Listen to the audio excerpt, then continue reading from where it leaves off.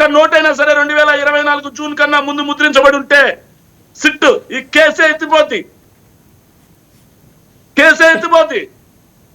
దర్యాప్తు జడ్జి ఏదైతే రాజకేశ్ రెడ్డి గారు చాలా క్లియర్ గా దమ్ముగా అడిగారు, నాది కాదు మీరు ఆర్బీఐ దగ్గరికి పంపించా నోట్లను వెరిఫికేషన్ చేయించండి అని. మరి మీరు చేయించవచ్చు కదా, మరి మనీ పట్టుకున్నారు కదా, ఇన్కమ్ ట్యాక్స్ డిపార్ట్మెంట్ కదా. ఒక్క నిమిషం సార్, మనీ పట్టుకున్న తర్వాత అంత పెద్ద మొత్తంలో మనీ పట్టుకున్న తర్వాత దాన్ని ఐటీ డిపార్ట్మెంట్ కి అటాచ్ చేయాలి కదా, ఎందుకు చేయలేదు? As per norms, as per rules ఎందుకు చేయలేదు? చేయకుండా కోర్టు రికార్డ్ చేయమంటే చేయకుండా తప్పించుకొని దొంగదారిన బ్యాంకులో ఈరోజు ఎందుకు చేస్తా ఉన్నారు జమా? దీన్ని బట్టి అర్థం కావట్లేదా ఇది ఫ్యాబ్రికేటెడ్ కేస్, ఏదైతే కుక్కుడు కేసు, ప్రతిపక్షాన్ని ఇబ్బంది పెట్టడం కోసం, పురచల్లడం కోసం మేము పట్టేస్తాం, మీకు బట్టగలిచి మొహాన్ని వేస్తాం, మీరు తుడుచుకోండి అని చెప్పే విధంగా వీళ్ళు చేసినటువంటి వీళ్ళకి దమ్ముంటే నిజాయితీ ఉంటే ఎందుకని చెప్పి దాన్ని రికార్డ్ చేయలేదు, వీడియో ఫుటేజ్ తీయలేదు, దానికి సమాధానం చెప్పానండి. చివరికి ఒక్క మాట సార్, ముగిస్తా చివరికి ఒక్క మాట సార్. వీళ్ళు చెప్తూ రాష్ట్రాన్ని అన్యాయం చేసి పెట్టేశారంట సార్. మీరే కదా చెప్పారు అసెంబ్లీలో, జగన్మోహన్ రెడ్డి గారు 5 ఏళ్ల పాలనలో 3,30,000 అప్పు చేశారు అని చెప్పి మీరు కదా సర్టిఫికేట్ ఇచ్చారు. అసెంబ్లీలో చెప్పేది ఎందుకండి? 1,80,000 కోట్ల రూపాయల అప్పు. మళ్ళీ రేపు మంగళవారం 5,500 కోట్ల అప్పు.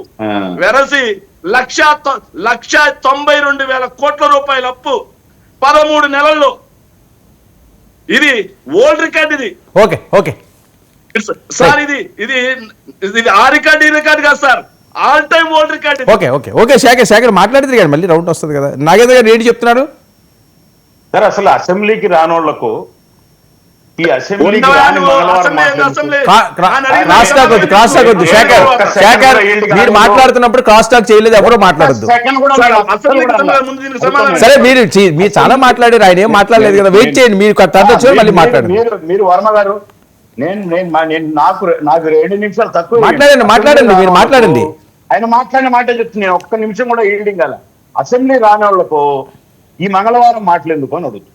రెండోది, ఫస్ట్ స్టార్ట్ చెప్పింది ఏంటి? రైతు, నేను రాలేదు శేఖర్ రెడ్డి గారు, వినండి, నేను రాసుకున్నానండి మీ పాయింట్లన్నీ.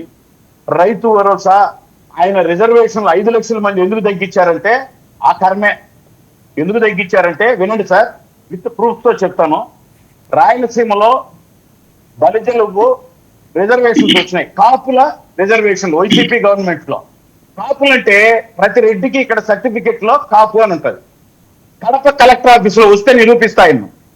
మొదటి 2,000 మంది రెడ్లే పోయి తీసుకున్నారు, ఒక్క కాపు సామాజిక వర్గం కూడా పోయి తీసుకోవాలి. కలెక్టర్ దగ్గరికి పోయి 10 మంది రిక్వెస్ట్ చేసుకుని, అయ్యా వాళ్ళ సర్టిఫికెట్ లో కాపు అని ఉంటుంది, వాళ్ళ పేరు రెడ్డి, వాళ్ళకి ఇవ్వకూడదు, ఇవి ఇచ్చింది బలిజలు, తెలగలు, ఒంటర్లు, కాపులు కానీ సర్టిఫికెట్ ఇస్తే 2,000 మందిలో అప్పుడు కలెక్టర్ తలగొట్టుకున్నాడు. ఇది ఈ విధంగా ఎంతమంది. తర్వాత వినండి సార్, వికలాంగుల పెన్షన్లు దాదాపు ఒక్క కడప జిల్లాలోనే 3,800 మంది మాకు చూడు మూగు అని చెప్పి సర్టిఫికెట్లు తీసుకొని వికలాంగ పెన్షన్ పొందినారు.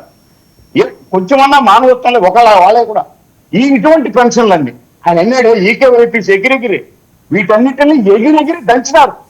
ఏదైతే కార్యకర్తలు లబ్ధి చేరాలని నెలకాలు ఆఖరికి వితంతు పెన్షన్లు కూడా, వితంతు కాని మహిళలు కూడా వితంతు పేరుతో రాసి పెన్షన్లు తీసుకున్నారు సార్ వీళ్ళు. ఇవన్నీ కట్ చేయక అలాగే కొనసాగించాలా? ఎంత దారుణం అంటే అది 4 లక్షలు తగ్గించారు. కోత ఎందుకు పెట్టారు? 100% ఏ విధంగా దారి లేక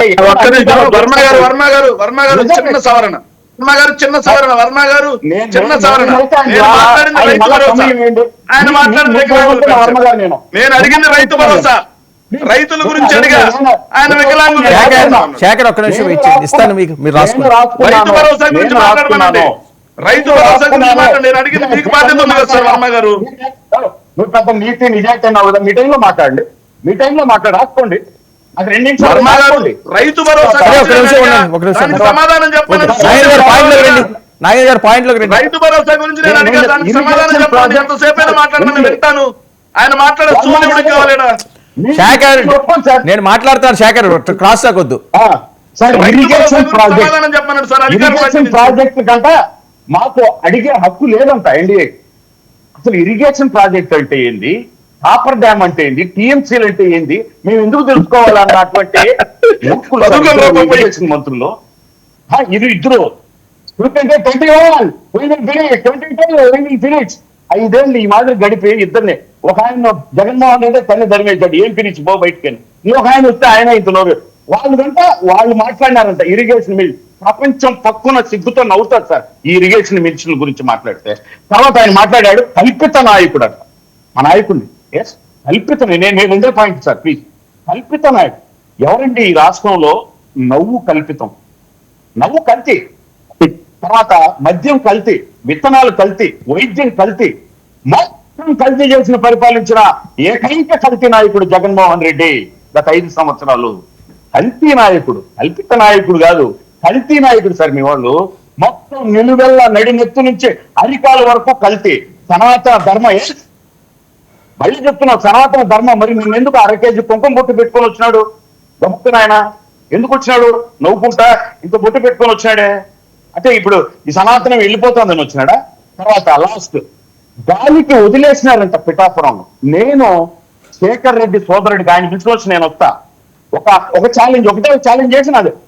పులివెందులలో ముఖ్యమంత్రిగా జగన్మోహన్ రెడ్డి ఏం చేస్తున్నాడో 5 ఏళ్ళుగా ఆయన తీసుకురమ్మను. ఈ 1 సంవత్సరం 4 నెలలలో పిఠాపురంకు ఉప ముఖ్యమంత్రిగా మా నాయకుడు ఏం చేశాడో నేను తెలుసుకొస్తాను. ఛాలెంజ్, అతను రమ్మని చెప్పుకుంటే. అసలు ఇప్పుడు చెప్పు, 1.5 సంవత్సరం అయింది పులివెందులకు అది పోయి ముడుపుల పాయికి పోయి మొక్కడానికి తప్ప గౌరవం ఏడుస్తున్నారు సార్ ప్రజలు. ఆడ ఎందుకు గెలిపించినాం అని చెప్పి ముడుపుల పాయితో తండ్రికి పోయి మొక్కుకొని వచ్చేయడానికి తప్ప పులివెందుల ప్రజలు చూడుకోండి సార్ వాళ్ళ కష్టాలు. 5 సంవత్సరాలు ఇచ్చిన భార్య బిడ్డల యొక్క బంగారు నగలు తాకట్టు పెట్టి చేసిన పనులు రాక వాళ్ళపై ఆదుకోమని మన నాయకుడు ఒక కౌలు రేటుకు 1 లక్ష ఇచ్చాడు కదా, మన సొంత కార్యకర్తలు కదా, తలా 2 లక్షలు ఇచ్చి వాళ్ళ సొంత నియోజకవర్గంలో ఇచ్చిన ఆదుకోమని మళ్ళీ ఈయన చెప్తున్నాడు మా నాయకుడు ఇది, మా నాయకుడు అదే. ఎస్, నేను ఇప్పటికీ చెప్తున్నా, ఈ సంవత్సరం ఇప్పుడు ఈ ఎన్డీఏ గవర్నమెంట్ వచ్చినప్పటి నుంచి పిఠాపురంలో వేసిన రోడ్డు, పిఠాపురంలో వేసింది గాలి గుడ్లు వేస్తారట. దయచేసి మీరు పోవాకండి, గుడ్డలు విడిపోగలం. మీరేమన్నా పోగాకండి, గాలి గిలి మాట్లాడుతున్నారు. ఇలాంటి గాలి మాటలతో నిజమైన ఛాలెంజ్ చేస్తున్నాను సార్. నేను ఫినిష్ చేస్తాను సార్. మీరు మాట్లాడుతున్నప్పుడు వాళ్ళు ఎవరు అడగలేదు, నేను ఇవ్వలేను. వాళ్ళు మాట్లాడలేదు, మీరు తిరిగారు. మీకు సమయం ఇచ్చారు అడిగిన సేపు. క్రాస్ టాక్ చేసి టైం వేస్ట్ చేయకండి. నేను ఇస్తాను, మీరు రాసుకోండి. నేను గౌరవంగా రాసుకున్నాను. నేను పులివెందులలో జరిగిన ఆయన ముఖ్యమంత్రిగా చేసిన అభివృద్ధికి ఆయన ఏం చేశాడు, దీని ఉప ముఖ్యమంత్రిగా మా నాయకుడు మా సొంత నియోజకవర్గం పిఠాపురంలో చేసిన అభివృద్ధికి నిజంగా శేఖర్ రెడ్డి వస్తే రమ్మను ఛాలెంజ్ మా ఇద్దరికే పెట్టండి. ఓకే, అరే ఒక్క నిమిషం ఇస్తారండి, ఇస్తాను. ఆయన మాట్లాడండి సార్, ఆయన మాట్లాడండి ఒక్క మాట. మాజీ ముఖ్యమంత్రి వస్తారా ఛాలెంజ్. మా నాయకుడు మా ఉప ముఖ్యమంత్రి పవన్ కళ్యాణ్ గారు ఒక్క నిమిషం నాగేంద్ర గారు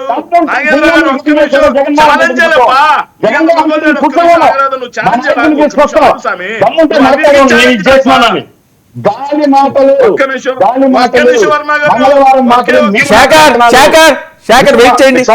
నేను ఎలా చేయను అని చెప్తాను కదా. క్రాస్ టాక్ వద్దు, మీకు ఇస్తాను, రాసుకోండి. మీకు సమయం ఇచ్చాను, నేను చాలా సమయం ఇచ్చాను, మళ్ళీ ఇస్తాను. వాళ్ళు కంప్లీట్ అయిపోయి మీరు మాట్లాడండి, అన్ని పాయింట్లు రాసుకోండి.